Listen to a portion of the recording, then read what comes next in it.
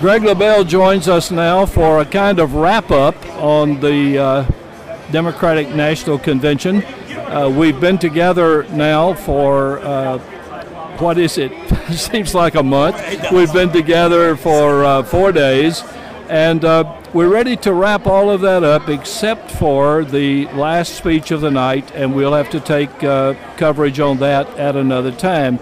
Greg, welcome back. Thank you. It's good to be here. I want to talk about several issues with you and then talk about several people with you. But let's begin with the whole nomination process, the roll call. How did you think that went? I think the roll call went surprisingly smoothly.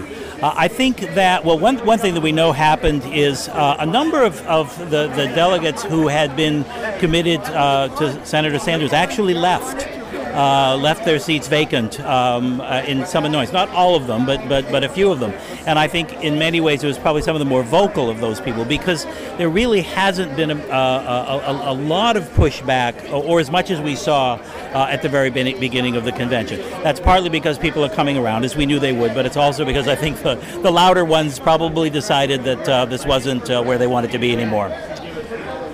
Talking about them leaving the Coliseum, what about protests in general? Because last night, on the next to the last night of the convention, as Jack Moline and I tried to exit, we could not get out because there were protests going on outside and we had to change our direction.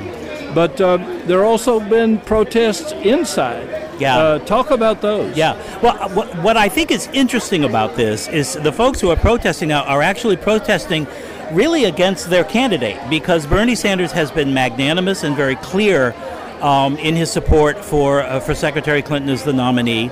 So I find it interesting that these folks are really now sort of taking on the guy who they felt was their leader. There does continue to be an occasional outburst. It seems to be coming primarily from the California delegation, but it's much muted from where we were when we got here on Monday. Do you think that the noise from these people shows a kind of division that's not true in reality?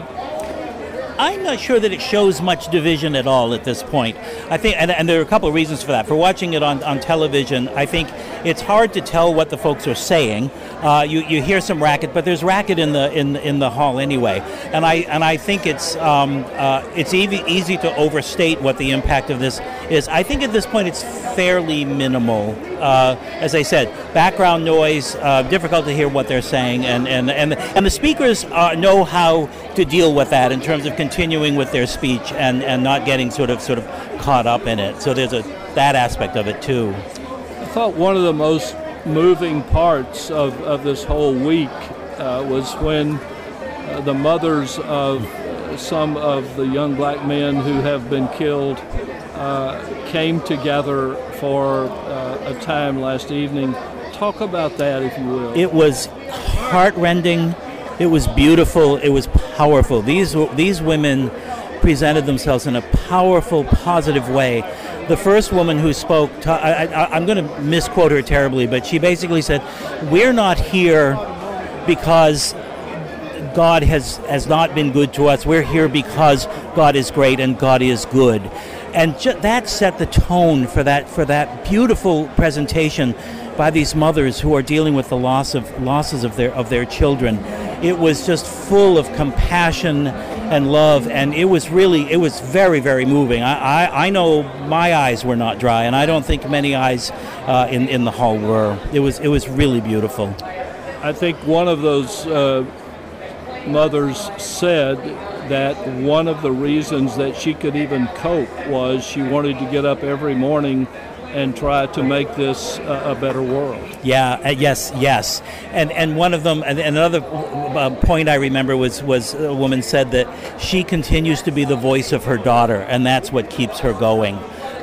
She said, "I'm still a mother. My daughter's gone, but I'm still a mother." It was powerful, it was beautiful.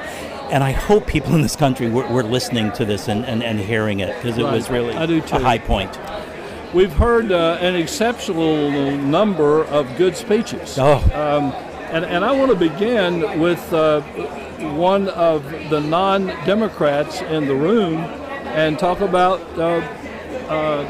Michael Bloomberg. I was so impressed by his integrity and straightforwardness, and tell us about it. That was a surprise to me.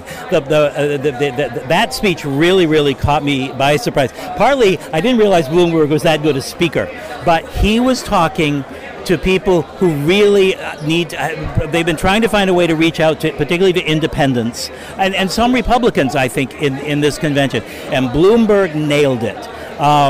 His straightforward talk about, as a New Yorker, as a businessman, as a former Republican, about Donald Trump and what he's really about was really good.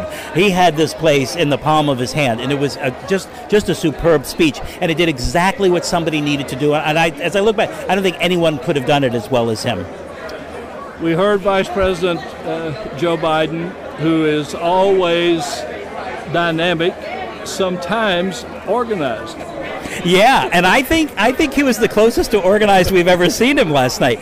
That speech really sort of hit the right notes, reaching out to the middle class and to the working class, talking about, referring to his roots and Mrs. Biden's roots in working class America, and then going on to talk about this race in language that only Joe Biden can get away with. The two lines, of course, were "Give me a break" and "It's a bunch of malarkey," and again, only Joe Biden can deliver those and make them work. I think it was one of the best speeches I've ever heard Joe Biden give. I was moved by what you said. I was also moved by the obvious passion and difficulty of letting go because of what he's been able to do in this position. I think that's right, and I think that was magnified by how he opened up the speech talking about Beau, about his son who died from brain cancer, and I think the combination of those things. It was it made it a very touching speech, and it was the passion, the sense of loss, and the sense of continuing commitment were really coming loud and clear from Joe Biden last night. It was a great speech. Well, the person wanting to be the new vice president, Tim Cain, was also speaker last night. Yep. That opened with a really good introduction to him about his life and so forth. Tell me what you thought of his speech. Well, there were mixed reactions to his speech. The attempt at humor was perceived by some people as a good thing, and by others who thought it really didn't work. I thought it was a little out of character for Tim Cain. I suspect we may not see him take exactly that tack in speeches later, but maybe in the context of this convention, it made sense. He has a very unique, very informal. I'm going to use the word goofy, but I don't mean that to be terribly negative. But there is a certain goofiness about him that I think could be very appealing. So it's important that he have the opportunity in the next 100 or so days, or whatever it is, to really express who he is, to be legitimate and real in his speech making. It was a little bit of an odd speech for him, but it was okay. It was okay. He didn't do himself any harm, I don't think. Well, let's go to President Barack Obama, for whom all stood and applauded for a long time. I seldom have, or maybe never, heard him any better than he was.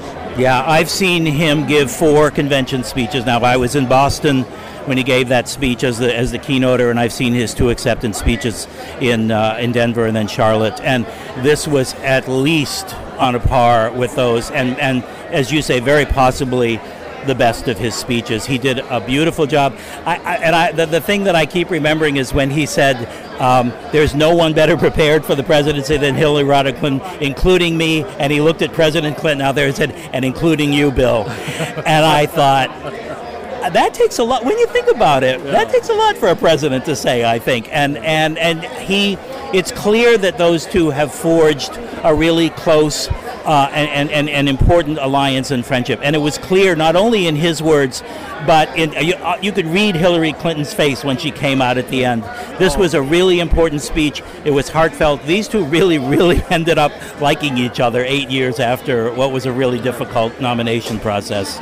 You know, I've not done much on trying to compare the two conventions. I've asked a lot of people questions about that, but there was something almost intangible about the softness and sensitivity with which the president spoke, even though he was also talking about some really difficult matters. Yeah.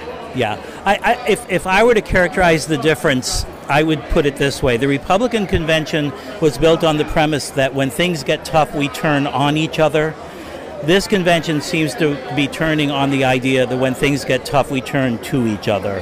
And I really think that that's the difference. I will tell you, my students were interviewed this morning by one of the television affiliates, and they drew that distinction in the discussion. That significant, the sense of not only tolerance here now, and they were of mixed backgrounds. And they said that the inclusion, the welcomeness that they feel here was something that seemed very different from what was going on in Cleveland. So, that, at least to them, that difference really, really came through. Greg, I want to go back and do one other issue, because I've heard this several times this week, and I've heard it from critics of the Democratic Party, and I've heard it from loyal members of the Democratic Party. There have been discussions of the violence that goes on in our streets right now.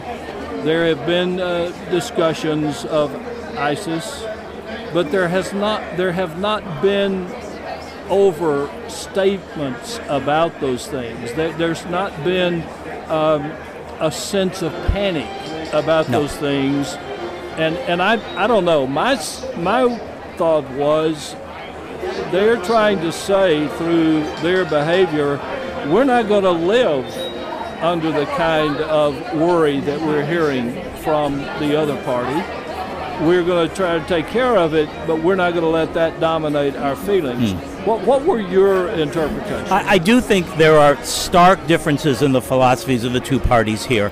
The Trump approach, the Trump doctrine, if you will, seems to be win-win-win at all costs. Whatever we have to do, bomb them, do whatever we need to do to win. And that was loudly cheered, I think, in Cleveland.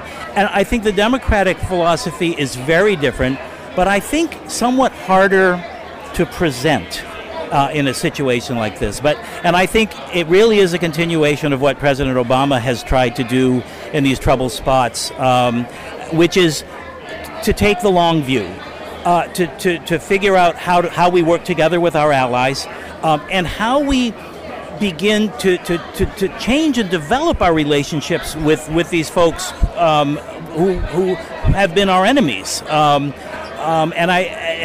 that's kind of a hard message to put into a 30-second spot or whatever. So I think the Democrats are at a bit of a disadvantage message-wise, but I think there is a serious commitment here to taking that approach. So they may have soft-pedaled it a little bit in the context of the convention. We'll see what they do with it once we get out of here and we're back in the rough and tumble of day-to-day campaign. But I think that there clearly is a difference, and I think we'll have to see that see them develop that over the next few months. Greg, these things seem to come more often than 4 years apart. Seems that way, doesn't it? Seems like only a week or so ago we were in Charlotte talking about that. Yep. I want you to do one other thing. I want you to set the stage for the rest of these campaigns with these two conventions in the background. Well, the first thing we have to look for is how this convention is perceived. I'm very interested to see what the polling numbers are. Donald Trump was on TV yesterday bragging about how he got a 9-point bump out of the convention. I didn't see any polling that showed a 9-point bump. It was somewhere between 0 and 4 from what I could see. We'll see what comes. That's important because again, we'll both have both conventions, and that's almost a new starting point in a way.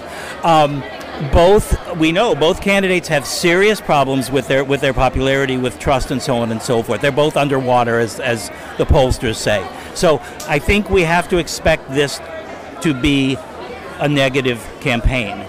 But at the same time, I think we will see Clinton and a lot of her surrogates, many of whom we've seen here tonight, most powerfully, I would say, the Obamas and others, going out there and trying to overlay some of the positive messages we've seen coming out of here. I don't know that Donald Trump is capable of a positive message. In fact, I know he's not capable of a positive message.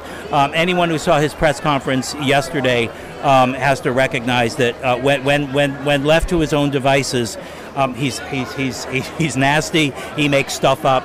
And there's just going to be more of the same of that, I think. There's no reason to think otherwise, which is not to say that this is not going to be a close election. There are people in this country who are scared and who are buying into that right now. And again, I think this is a harder message. The Clinton Democratic message is a harder message to sell to people who are afraid. It's very easy to sell this message to that negative message at this point in time. So that worries me. That's Greg Lebel. I'm Welton Gaddy for State of Belief Radio. Okay.